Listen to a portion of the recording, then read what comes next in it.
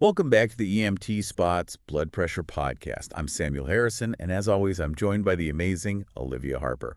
Hey everyone, happy to be here. Today we're going to be talking about something that's pretty important for, well, everyone. Yeah, absolutely. Blood pressure. It's one of those things we don't always think about until there's a problem. Right, exactly. And specifically, we're diving into how exercise, or should I say lack of exercise, can impact our blood pressure. Yeah, because it really does have a huge impact, and it's something that we can actually control, which is great. Exactly. So let's start with the basics. Yeah. When we say blood pressure, what are we actually talking about? Okay, so blood pressure is essentially the force of your blood pushing against the walls of your arteries as your heart pumps it around your body. So it's kind of like the pressure in a hose, right? Yeah, you can think of it that way. And just like with the hose, if the pressure gets too high, it can cause problems. So what happens when our blood pressure is consistently too high? Well, that's when we start talking about hypertension, which is the medical term for high blood pressure. And we've all heard that hypertension can lead to some pretty serious health problems. Right. Unfortunately, it's a major risk factor for heart disease, stroke, kidney problems, even vision loss. That's a pretty scary list. So clearly keeping our blood pressure in check is crucial for our overall health. Absolutely. And one of the most powerful tools we have in our arsenal is exercise. Okay, so let's talk about the good stuff. How does exercise actually help lower blood pressure? So when you exercise, your heart gets a workout, right? It becomes stronger and more efficient at pumping blood. So it's like any other muscle, the more you use it, the stronger it gets. Exactly. And when your heart is stronger, it doesn't have to work as hard to pump blood, which means less pressure on your arteries. Makes sense. But it's not just about the heart, is it? Nope. Exercise also helps improve the health of your blood vessels. It makes them more flexible so they can expand and contract more easily, which also helps regulate blood pressure. So it's like giving our entire cardiovascular system a tune-up. Exactly. And there's more. Exercise can also help reduce inflammation throughout your body, which can further contribute to lower blood pressure. Inflammation, and that's another one of those buzzwords we hear a lot these days. What exactly is inflammation, and how does it relate to blood pressure? Well, inflammation is basically your body's natural response to injury or infection. It's a way of protecting itself and healing. But when inflammation becomes chronic, it can actually damage your blood vessels and lead to high blood pressure. So exercise helps keep that chronic inflammation in check. It can, yes. Exercise has been shown to have anti-inflammatory effects, which is another reason why it's so beneficial for our cardiovascular health. This is all starting to make sense. But I gotta ask, how long does it typically take for exercise to start showing results in terms of blood pressure? That's a great question. The good news is that you can start seeing improvements in as little as 1 to 3 months with consistent exercise. Wow, that's actually pretty encouraging. It's not like we had to wait years to see a difference. Nope, not at all. But it is important to remember that it's not a one-and-done situation. Consistency is key. The benefits of exercise are most pronounced when you make it a regular part of your lifestyle. So no crash diets or crazy workout regimens, just steady, sustainable effort. Exactly.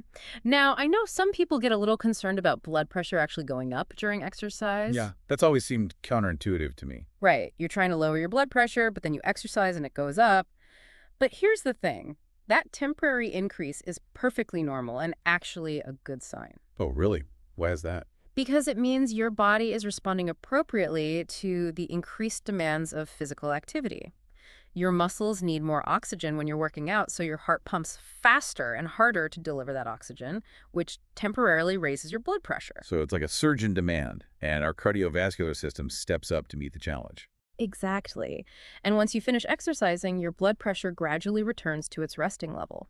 For most healthy individuals, it can take anywhere from a few minutes to an hour, depending on factors like your fitness level and the intensity of your workout. And what about people with pre-existing high blood pressure?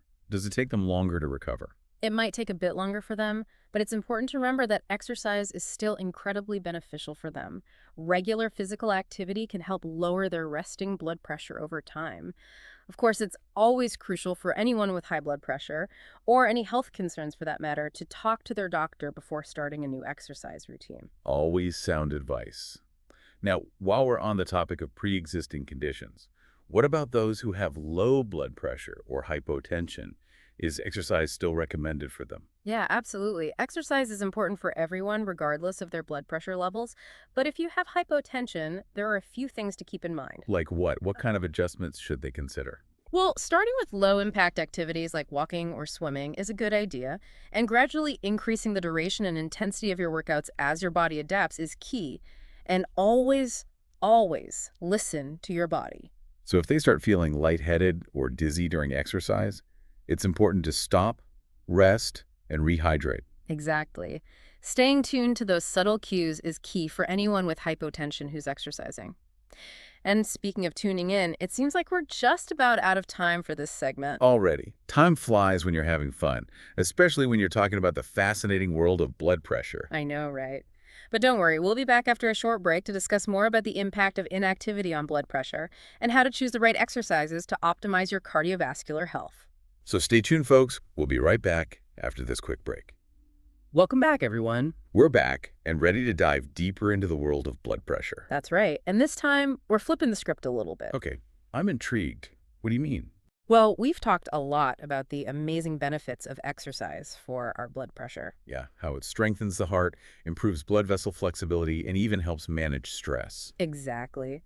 But now it's time to face the less glamorous side of the story. You mean, what happens when those comfy couches and Netflix binges win out over our best intentions? Pretty much. We're talking about the downsides of inactivity and how a sedentary lifestyle can really take a toll on our blood pressure. Okay, yeah, that's definitely something we need to address. It's easy to get caught up in the hustle and bustle of life and let those workout plans fall by the wayside. It happens to the best of us. But here's the thing, when we don't move enough, our bodies literally start to slow down. So it's not just about missing out on the positive effects of exercise. It's about actively harming our health by being inactive. Unfortunately, yeah. Think about it, when we're constantly sitting or lying down, our blood circulation isn't as efficient.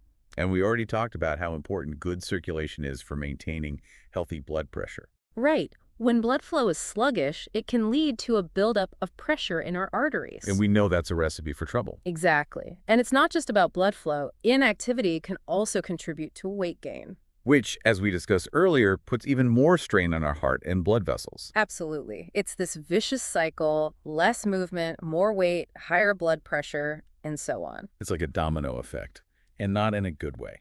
Definitely not. And we can't forget about the mental and emotional aspects either. Right. Exercise isn't just good for our bodies, it's good for our minds, too. Absolutely.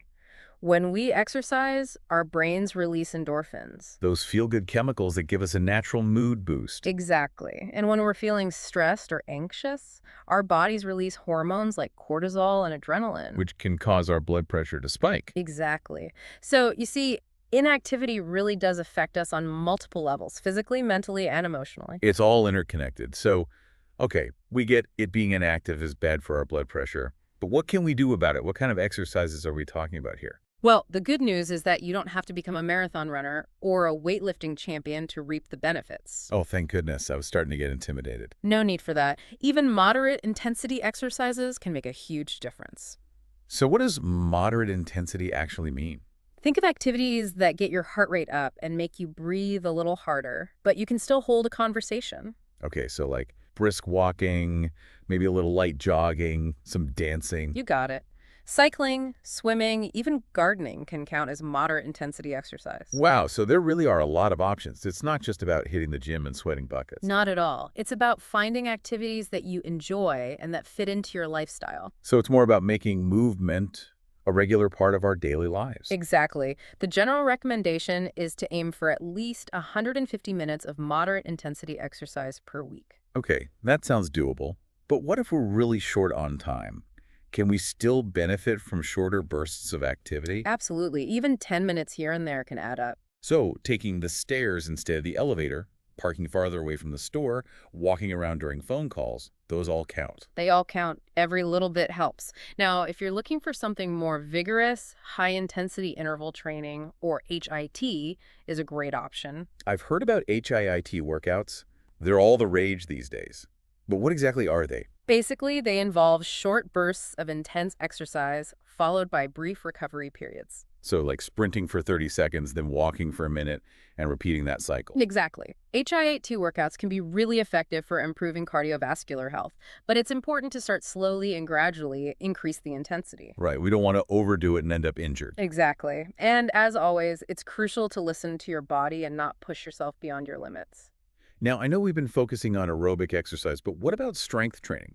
Is that important for blood pressure too? It definitely is. While it might not have the same direct impact on blood pressure as aerobic exercise, strength training is still super important for overall health. And a healthy body is a body that's better equipped to maintain healthy blood pressure. Right. Strength training helps build muscle mass, which can boost your metabolism and help you maintain a healthy weight. And we already know that weight management is a key factor in controlling blood pressure. Exactly. So, a well-rounded exercise routine that includes both aerobic and strength training is ideal. It's like a 1-2 punch for better health. Now, let's circle back to something you mentioned earlier. Blood pressure naturally rises during exercise. Right. That's a normal physiological response to the increased demands on your body. But what if someone's blood pressure stays elevated for longer than expected after a workout? Should they be concerned? If it's just slightly elevated for a short period, it's usually nothing to worry about. Mm. But if you consistently notice that your blood pressure remains high for an extended period after exercise, it's worth checking in with your doctor. Just to rule out any underlying issues. Exactly. Now, I know we've thrown a lot of information at you today, but I want to emphasize that the most important thing is to find activities that you enjoy and that you can stick with long term. Right, because consistency is key when it comes to reaping the benefits of exercise. Absolutely.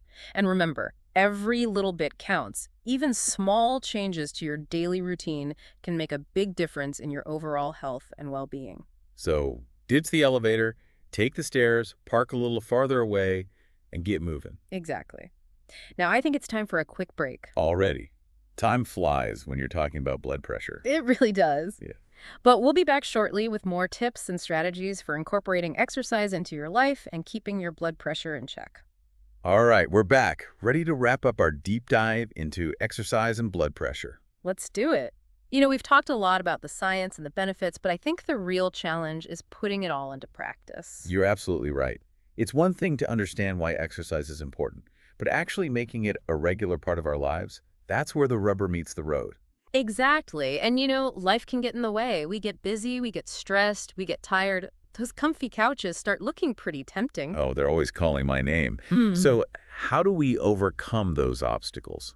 How do we make exercise a sustainable part of our lives, even when those motivation levels are dipping? Well, first of all, I think it's important to remember that you don't have to do it all at once. Right. It's not about becoming an Olympic athlete overnight. Exactly. Start small, set realistic goals, and gradually increase your activity level as you get more comfortable. So instead of trying to hit the gym for an hour every day, maybe start with a 20-minute walk a few times a week. Exactly. And then, you know, maybe add in a yoga class or a bike ride on the weekends. And don't be afraid to mix it up. Variety is key to keeping things interesting and preventing boredom. Absolutely. Now, another thing that can really help is finding an exercise buddy or joining a group fitness class. The power of accountability. Yeah. It's always easier to stay motivated when you have someone to share the journey with, someone to cheer you on and hold you accountable. Exactly. Plus, it can make exercise more fun and social. It's like turning a workout into a hangout session. Yeah. Now, I know some people might be thinking, okay, I get it, exercise is good, but I just don't have the time. I hear that a lot.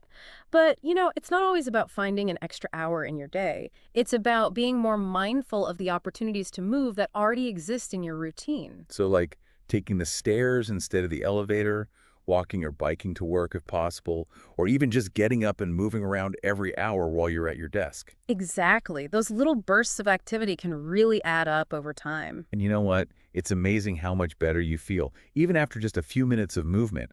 It's like a little energy boost for your body and mind. Totally. Now, another thing that can help is finding activities that you genuinely enjoy. If you hate running, don't force yourself to run just because you think you should. Right, life's too short for miserable workouts. The key is to find something that sparks your interest, something that makes you excited to move your body. Maybe it's dancing, swimming, hiking, rock climbing, martial arts.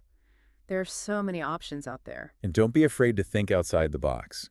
Exercise doesn't have to happen in a gym. You can dance in your living room, go for a walk in the park, or play tag with your kids. Exactly. Make it fun, make it social, make it a part of your life, not just something you check off a to-do list. I love that. Now, I know some people might be listening and thinking, this is all great, but I have physical limitations or health conditions that make exercise really challenging. That's a really important point. And it's true, not everyone can jump into a high-intensity workout routine. But that doesn't mean exercise is off the table.